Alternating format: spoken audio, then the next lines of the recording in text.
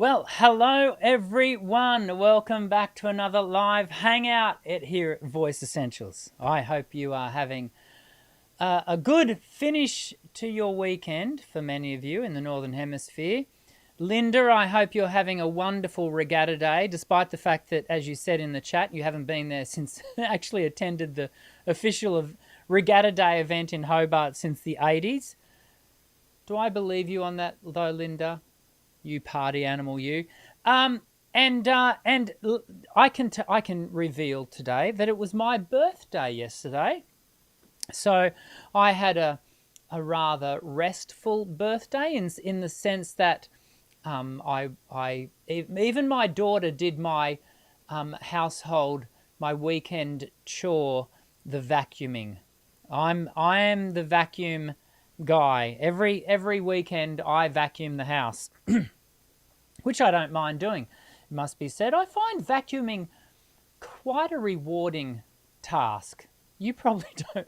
You may not feel the same, but on our vacuum head, we've got one of those laser beams that sort of reveals, in our case, the dog hair. Incidentally, let me show you some. I want to show you something.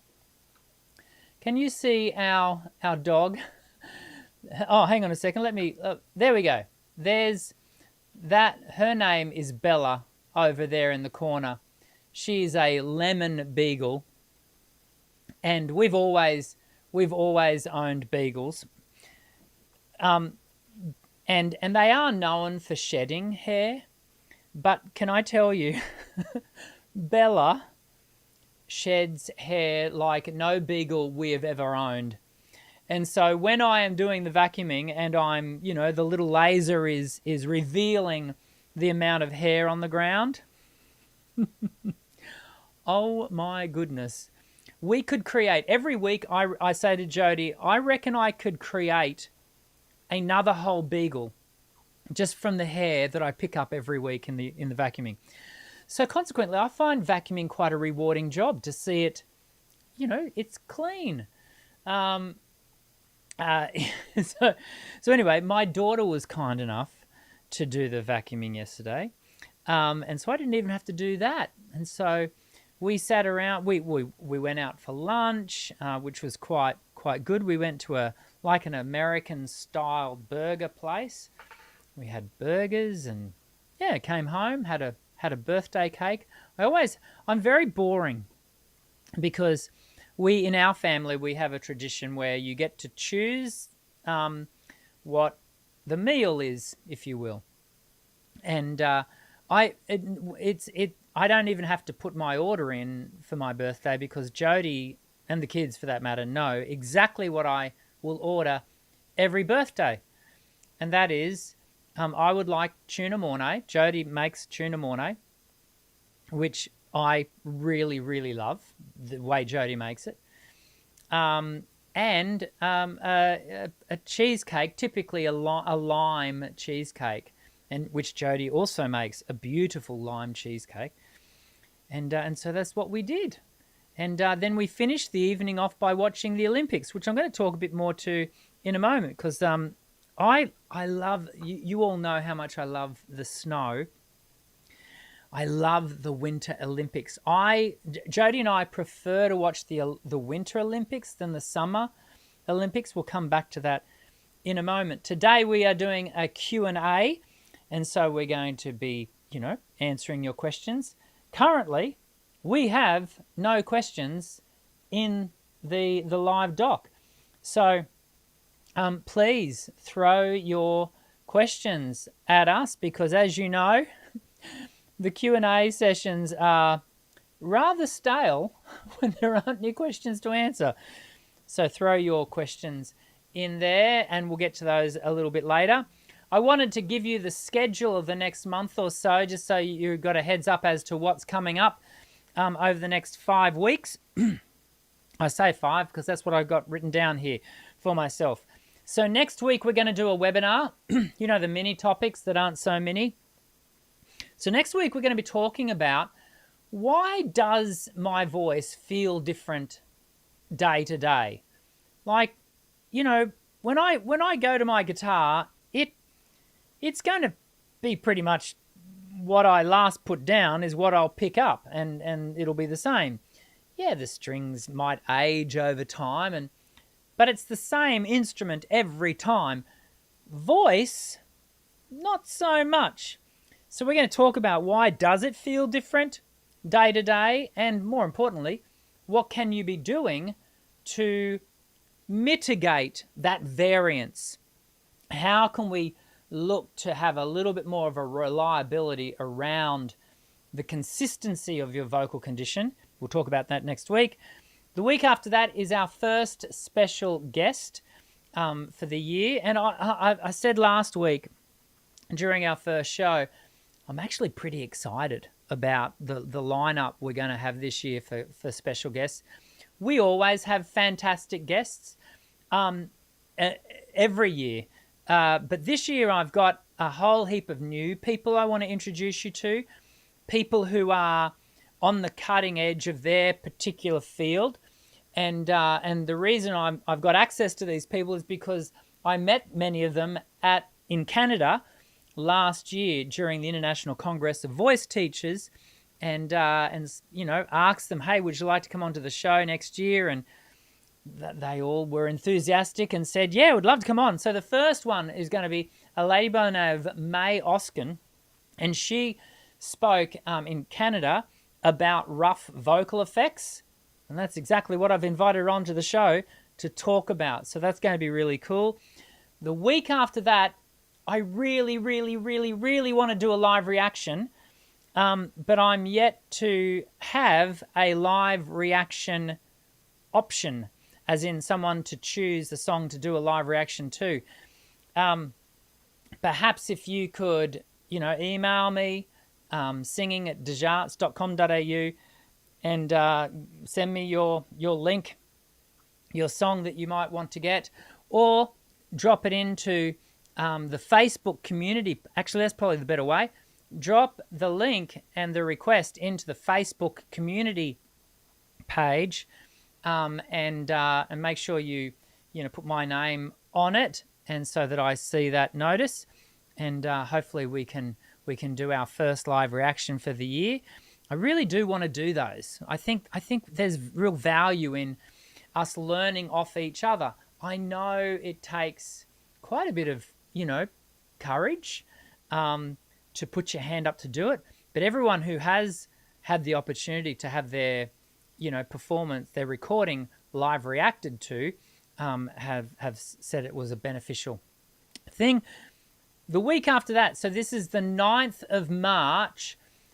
For some of you, that'll be the 8th of March. But Monday, the 9th of March, we'll have Laurie Formby Sonnenberg. I'm going to have to ask her how to correctly pronounce her last name. Laurie, someone I've known for quite a bit of time, online, but I met her in person finally at the ICVT. She is a speech pathologist. She's going to be talking to us about creaky voice technique and the values that brings to the way we care for our voice, and she's hopefully going to be able to teach us some things about that and self-care and those sorts of things, which would be really cool. And she's a blast. As I said, I've known Laurie for a little bit of time. And the week after that will be our next Q&A. And so that's what we're doing over the next 5 weeks. And I'm hoping you can make sure you join us. Of course, remember, you do have to subscribe to the channel and hit the white bell icon just so you get all the notifications, etc. While I'm on the point of subscribing or whatever, I do want to encourage you, if you're able, to become a member of the channel. When you become a member, you add a few dollars into the kitty every month, which just facilitates and helps support the channel. If you've been thinking, how can I support the channel? How can I add a gift of thanks or whatever? Becoming a member, I think, is one way you can do that. There are 3 levels of membership, and you can read up on all of that. The highest level of membership, which is still not a lot of money every month, but it gives you access to the edited version of the last 2 years of exclusive access to the edited versions of the webinars. So as I said, next week we're doing a webinar where we really deep dive, and they're actually really sort of a higher level educational content than perhaps even what we do here as a part of the Q&A. And so I want to encourage you, to gain access to that, you become a member, and I want to encourage you to do that if you're financially in a place to do that. Have we got? I looked over at the comments and said Linda is saying yikes, no questions yet. And as I say that, Rebecca has thrown a question in. Thank you, Rebecca. We are going to get to your question in a second. I just want to talk about how much I've been enjoying the Olympics, and watching the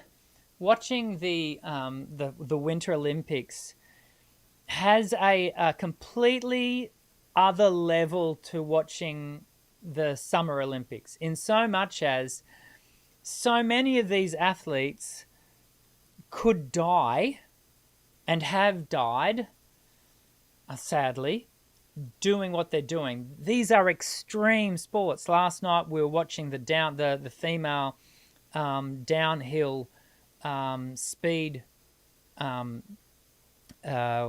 speed downhill skiing. Amazing place that they were doing it in. One of the leaders, Von, I think is her last name, had a massive stack, broke her leg, terrible, broke her leg, had to be chopped off. And it's just amazing to watch these athletes do the things that they do to the level that they are doing them. But as I watch the Olympics, every time I do, whether it be the Summer Olympics or the Winter, I'm constantly reminded about how focused their body and their training and their skill is on a very specific outcome. In so much as, even when you look at the body type of, for example, the downhill skiers, the women, and you compare that to, and sometimes the channel will flick across, here in Australia, it'll flick across and they'll then show us, ice skating. And, the body type is just worlds apart.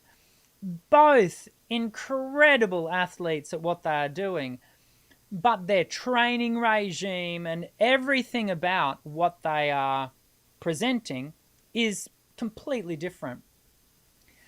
And I'm just always reminded, and I wanted to remind us today, that when we come to singing, it is important for you to think about what is your body type, your voice type. And I'm not talking simply,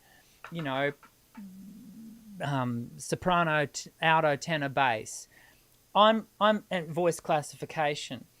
I'm thinking about what also do you find yourself resonating with? What do you find yourself walking around the house singing? And thinking through those things, and then thinking about how do you technically develop your voice in a manner that is stylistically appropriate to that task. And it's just so important that we think about our approach to singing. Now, that's not to say, of course, that the people we're watching do downhill couldn't go across to a skating rink and jump on there and actually be quite competent. It's not to say that, the little 5'0" ballerina-esque ice skater, ice rink skater, you can tell I don't follow it very much, couldn't strap on a couple of skis, head to the top of the mountain and go as quickly as they possibly could down the slopes. but one is going to be able to really direct their body type to better outcomes than another. And it's something for us to constantly take on board from our brothers and sisters in sport and be able to apply it to ourselves as vocal athletes. And I think that's something to give us some consideration to. Let's jump in and have a look at some questions. And Rebecca has got what appears to be an interesting question. Let me just get that. So Rebecca is asking, French people have a very different way of singing. What are your thoughts on that, Dr. Dan? Celine Dion has a lot of strength in her voice. Is it because of where she's from? Is that twang? I'm going to answer this backwards. Do we hear twang in Celine Dion's voice? Most certainly. Not all the time, but her general tonality, the moment I think of her voice in my mind's ear, I do hear a lot of twang. I don't know that that's purely driven by the fact that she is French or French Canadian. Because I have met and have taught French Canadians, and that twang is not necessarily an aspect for them that is set and forget. This is something that we can workshop. Even as Australians, we have a lot of twang in our voice. And yet, I predominantly work with Aussies, and over the years there have been many Australians who I've had to work with to build twang into their sound. Certain accents will, I guess, lend themselves to certain resonant outcomes of the voice, twang being one such resonant strategy that we can employ. But whether we could be so bold as to say French people have twang, Aussie people have twang, and then to go looking for other nationalities that don't have, I don't think we can ever be that categoric about it. As far as having a different way of singing for French, your accent, the way, and an accent is embedded into your physical process from about the age of 9, 10, sometimes a little bit later, sometimes a little bit earlier for people. This is the reason why, let's say in the context of Australia, let's say we have a family who emigrates from, let's say, France. They emigrate to Australia. It's a family of two parents, two French parents, French born, and they immigrate with a child who is 6 and a child who is 13. The 13-year-old is likely to go into the rest of their life with a French type accent. The 6-year-old, and the French parents will maintain their French accent. The 6-year-old, however, is likely to pick up an Australian accent because they'll be spending a lot of time at school, and therefore a lot of the way they're going to learn the language of English will be very much driven by the nuances of the English the Australian accent. And it's the age, it's that sort of, as I said, 8, 9, 10, 11 that will onset. So when we think about the impact of the way we shape words, which is what gives us our accent, is then we are going to get the voice forming sound in slightly different ways depending on where you're from. And so I don't know that we would say that French people have a very different way of singing. I would say French is different to German, is different to Italian, is different to British English, is different to American English. We do actually there is a recognized universal English. We often hear singers gravitating towards when they come to singing in English. This is why sometimes we don't hear such a strong leaning of dialect in someone singing, but then when they start talking, you go, oh my goodness, they're Scottish. Their singing didn't necessarily give that away. But the moment they start talking, you hear this really strong Scottish accent. And so it's important to recognize that you, embedded in yourself, have those attributes in accordance to where you've grown up and the dialect that you have taken on board and have had imprinted into the way you produce sound. And some of those things will be, some of those dialect-driven things will be advantageous to the way you create singing. For example, as Aussies, it is advantageous that we do have a generalized leaning towards twang, but there will be other things where they may be disadvantaged. So, for example, in my case, and I've shared this many times before on the channel, my nickname was Squeak. Why? Because growing up, I had an overt twang. I had to actually learn to pare my twang back. Some people might be given to suggesting I haven't pared it back enough, but you get my point. There are pluses and minuses, and it's you managing you in the best way you can.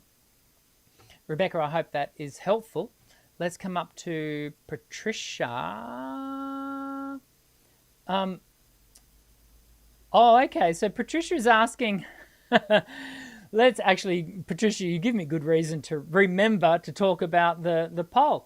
So Patricia's asking here, hi, Dr. Dan, can you please explain the survey question? Not sure what it is asking. Patricia, unless I say otherwise, the first thing I'd say about our polls is try not to take them too seriously. I do try to make them more fun than overly serious, particularly during our Q&A, because I'm not asking a question per se after a particular topic. I'm just having a bit of fun with you all. So today's question is, if your voice had a warning label, what would it say? And so the options here are may crack without notice, danger, sudden belting bursts, handle gently, fragile falsetto, and volume changes with emotions. And we'll get to the answers. You can all see the answers once you've voted, but we'll end the poll a little bit later. Basically, all we're saying is, do you have an aspect of your voice that can jump out of nowhere on you? Do you have the inadvertent crack that can come from nowhere? And it's almost like you'd like to be on stage with a little disclaimer notice at the bottom of the stage saying, hey, look, at any moment in time, my voice could crack. So we're just having a bit of fun. And I'll talk to them because it's probably one that I would tick there, as there often is. But I can't participate because I set the thing up to go. So Patricia, I hope that's sort of explains it. Yeah. Laura Louise, it is so good to see you here in the chat, Laura Louise. Here we go. As a question to Dr. Dan, I am trying to get out The Power of Love by Celine Dion. That's a challenge. Hey, just letting you all know, this is currently this third question by Laura Louise is actually currently the last of the questions that we have. So if you have a question, throw it into the chat. So you do, incidentally, you do have to subscribe to the channel to give a chat, to put a question into the chat. We do that for moderation to kind of dissuade trolls from jumping on, and I think we can all appreciate the need to do that. So, to Laura Louise's question, As a question to Dr. Now, I'm trying to get out The Power of Love by Celine Dion. I found I couldn't hold on to a couple of the notes long enough. Can you suggest something that may help me there?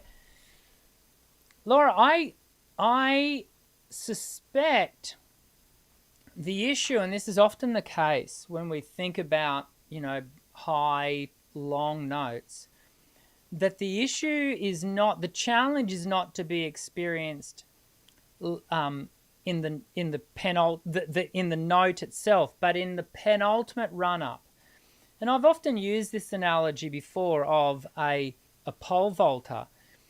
Often, and pole vaulters will talk about the fact that they kind of know whether they're going to clear the bar, not as they go over the bar, but in the run-up and the leaping to the bar. The bar is what they have to clear, but their sense of achieving that feat is experienced in the run-up to it. Not so different for us as singers as we approach high, long notes. We can become fixated on the bar. We can become fixated on that product point. But it's the process, it's the lead up to. And often, for example, with breath, what we find is we haven't paid perhaps enough attention to how we're managing our air prior. Now, good breath management is not purely about how much air you have. In fact, it's got very little to do with that.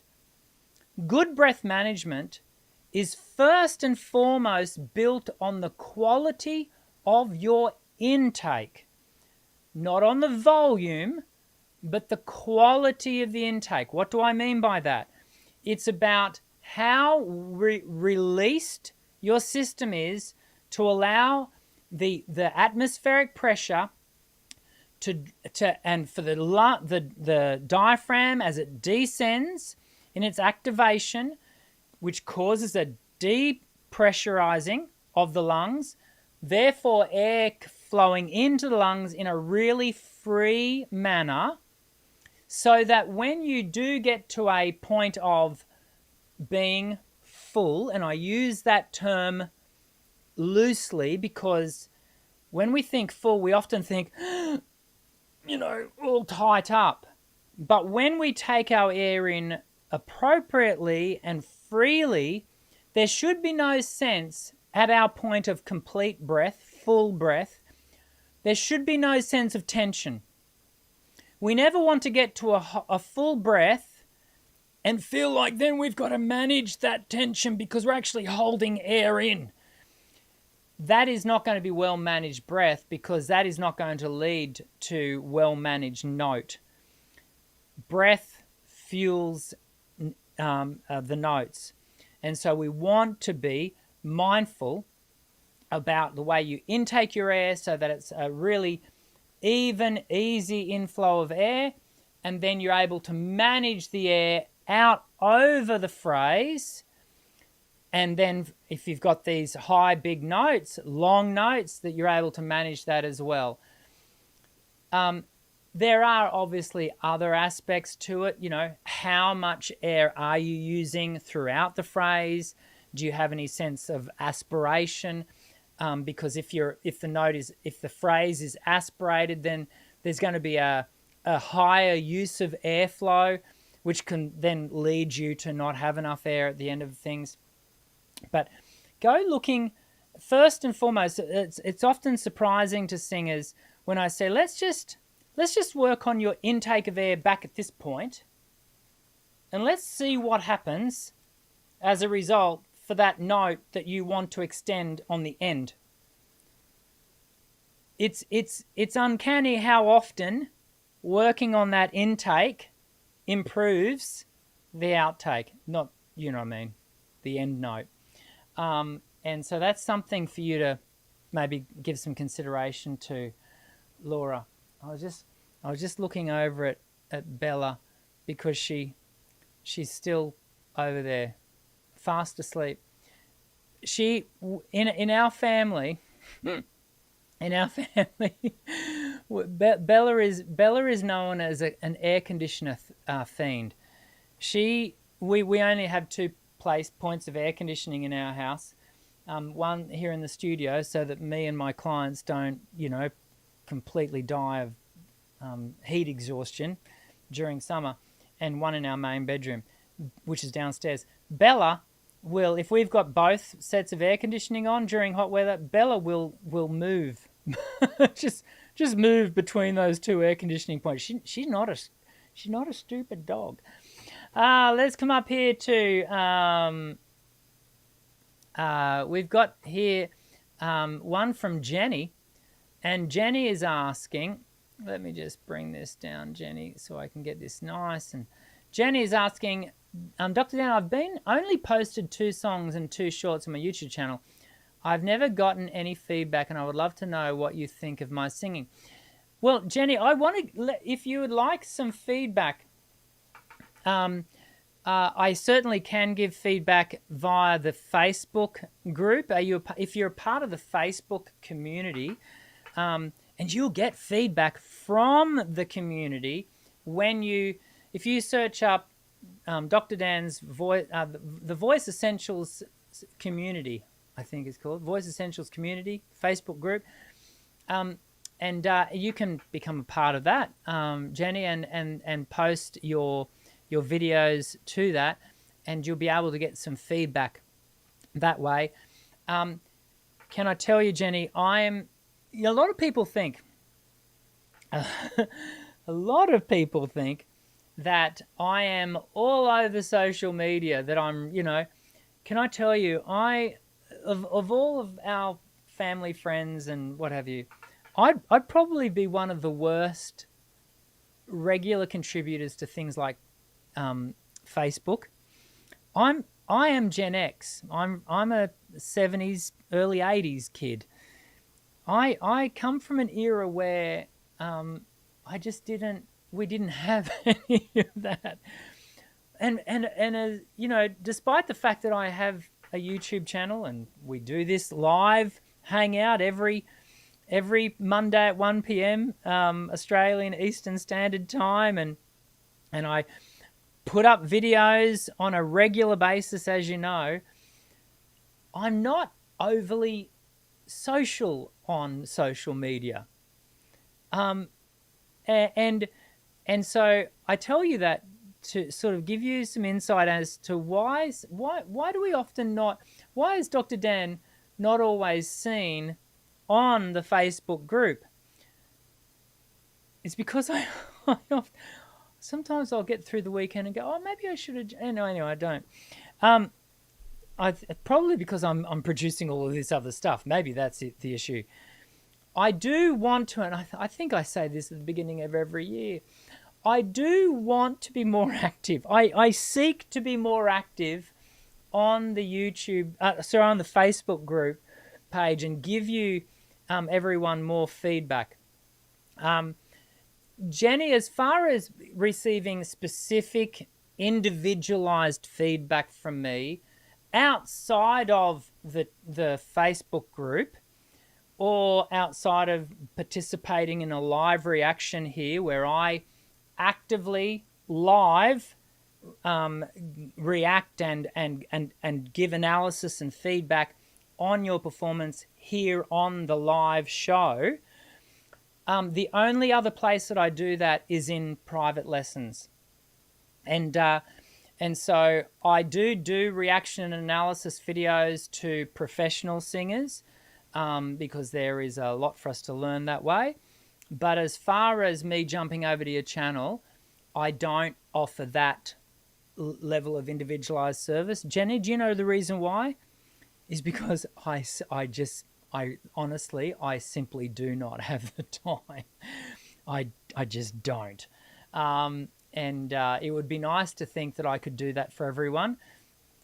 And I know of creators who have jumped on the channel and not this channel, their own channels, and have done that. That offering doesn't last very long. They soon realize that, when you offer things for free, you get inundated, and it just becomes unsustainable. And so in recognizing the need for me to do this sustainably, we've been doing this live show.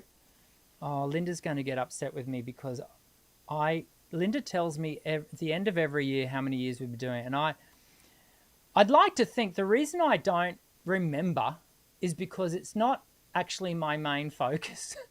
All of these stats. I think are we in our 9th year, Linda? I think it's 9.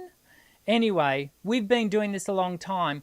The reason we've been doing this a long time is because I do have some boundaries that have set up sustainability. I want this to be a community, and not just a place where you jump on and like my videos. I want us to learn together, and the way we do that is through creating sustainable outcomes. And on that note, Jenny, if you jump across to the Facebook community, the Facebook group, again, you'll see more of other people. Like Kathy Schneider is amazing. She's a moderator on the channel, on the group page. And she will give you the most amazing feedback. There are really active community members that will really support you and engage with you on the Facebook group, and I encourage you to take an opportunity to do that. Well, I'm looking at the time. Wow. We did 4 questions, but and I really thought it was only about 30 minutes into the show, but we're well past that. For that reason, I'm going to bring an end to the poll. So, peeps, if you've got another question, now's the time to throw it into the chat, because after this, we might finish up the show. Jenny's asking, before we finish the poll, Jenny's asking, is there a credit card? Thank you. Me too. I'm terrible with tech. Yeah, Jenny, I don't have the excuse of being terrible with tech. I do this. But I would love to join the Facebook group. I don't have a credit card. Is there a fee? And if there's... No, there is no fee. There is no fee for participating in the Facebook group. All you do have to do is acknowledge and accept the group rules, which are very common sense, and you can have a read of them. And then it's free to participate. There's no changing of money for any of that. It's not a Patreon page. It's just it's a private group, again, to minimize trolls. But, as long as you adhere to the group rules, free to participate. Here we go. 15 votes today, folks. And we have got a close to the end poll. Rebecca, where are you? I'm waiting for your, what's it called? Drum. There it is. I see it. Rebecca, I see it. And if your voice had a warning label, what would it say? Oh, that changed a bit since I last looked at it. Volume changes with emotions, 33. May crack without notice, 27. Danger, sudden belting burst, 20. And handle gently. So the top one, volume changes with emotions, would get a slight bump, because that's the one I think I would have ticked. If you really get into a moment and you lose the balance, what's referred to as the state of metaxis, if you lose a handle on that moment between reality and delivering the narrative, and your emotion gets away on you, I can find myself getting a little bit carried away. Thank you, Linda, for jumping in there and just letting Jenny know that, yes, the group is called Voice Essentials Facebook Community. If you in Facebook search Voice Essentials, it should come up. It should come up. And Rebecca does have the drum rolls going. Indeed, we can always count on you, Rebecca. Of course, you know what that means, Rebecca, is that we require you to be here every Monday 1 p.m. Australian Eastern Standard Time to give us the drum roll. So a bit of fun. I hope you have enjoyed today's live hangout. It has been good. This is the start of my 4th week back. And it's only our 2nd show, but I feel like the year is well and truly, like, we are at pace, like we're well and truly into it. Again, a reminder, next week we have got the webinar. Don't forget to join us. We're going to be talking about in a sense, the inconsistency of your voice day to day. Why is that? And more importantly, what can we do to build consistency of condition day to day? Because, gee, it can be frustrating, can't it?